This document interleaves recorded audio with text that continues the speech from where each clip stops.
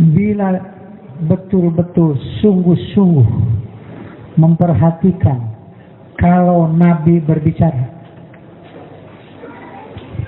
yang cara berbicaranya itu mengikuti cara Jibril waktu menyampaikan Quran kepada beliau itu. Ini sudah ada educationnya nih, sudah ada manhaj pendidikan.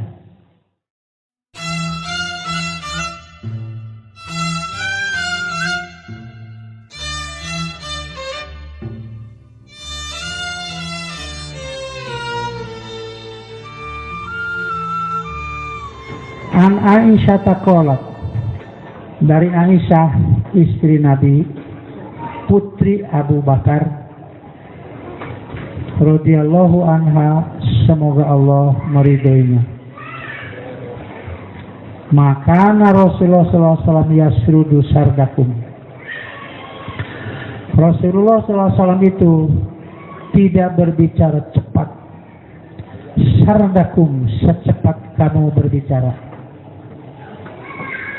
Walakinnahu kana yatakallamu bikalamin, tetapi beliau berbicara dengan pembicaraan yang saling menjelaskan. Bainahu faslun yahfaduhu man jalasa ilaih. Rasulullah SAW itu tidak berbicara cepat, secepat kamu berbicara, namun beliau berbicara dengan pembicaraan yang saling menjelaskan, semacam mempasal-pasalkan. Hafal siapa yang duduk memperhatikannya. Ini catatan ya. Ada satu kitab, di sini ada para sarjana juga banyak ya, terutama para mahasiswa nih. Di rumah saya ada satu kitab namanya Mausu'atu Aisyah. Tebal itu kitabnya, menerangkan pribadi Aisyah itu. Sampai beliau mengatakan begini, yahfaduhu man jalasa ilaihi. Bila betul-betul sungguh-sungguh memperhatikan kalau Nabi berbicara,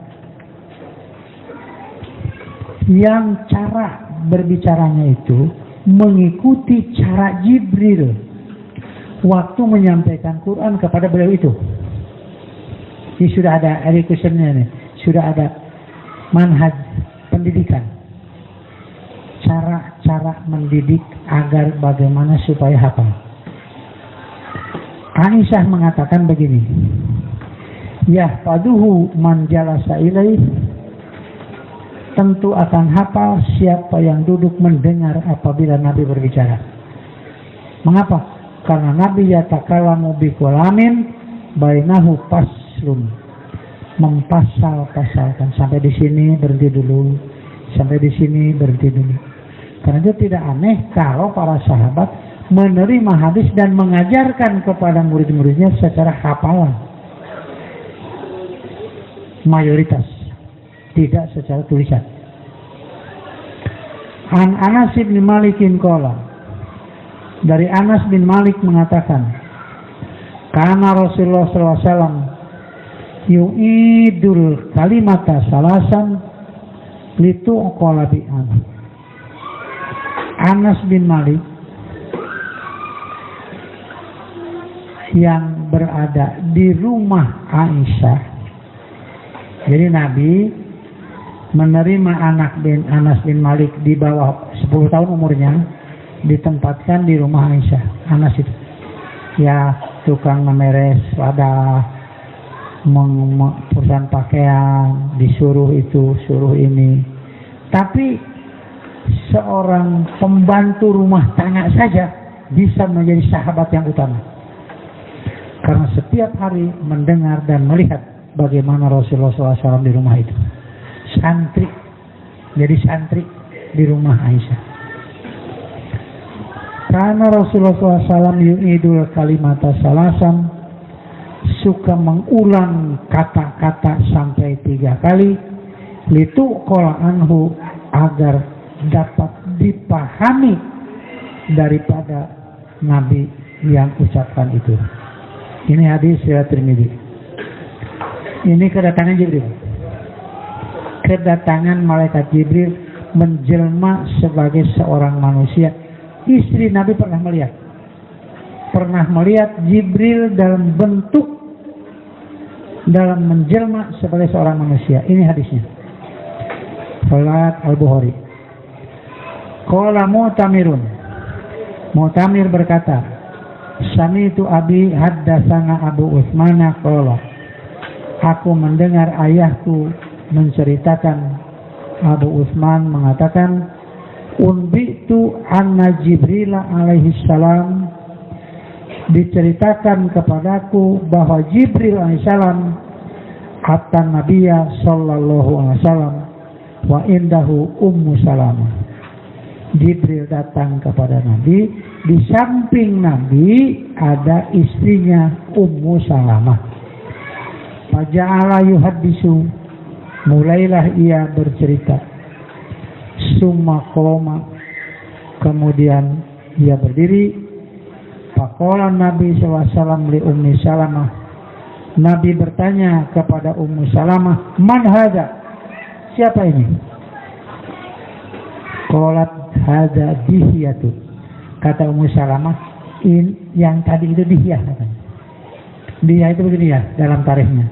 Dihyah itu seorang yang berperawakan ganteng. Seorang yang laki-laki yang menarik kasep. Itu dalam kisah tawanan perang yang namanya seorang anak raja itu. Masuk tawanan perang.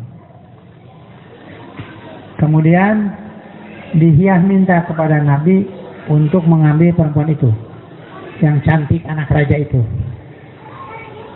Setuju, karena ini pasangan yang ideal. Kalau istilah sekarang ideal lah ya.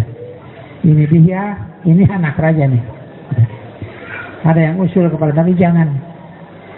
Kalau ini menjadi istri Dihyah, ayahnya tidak akan senang karena dia raja.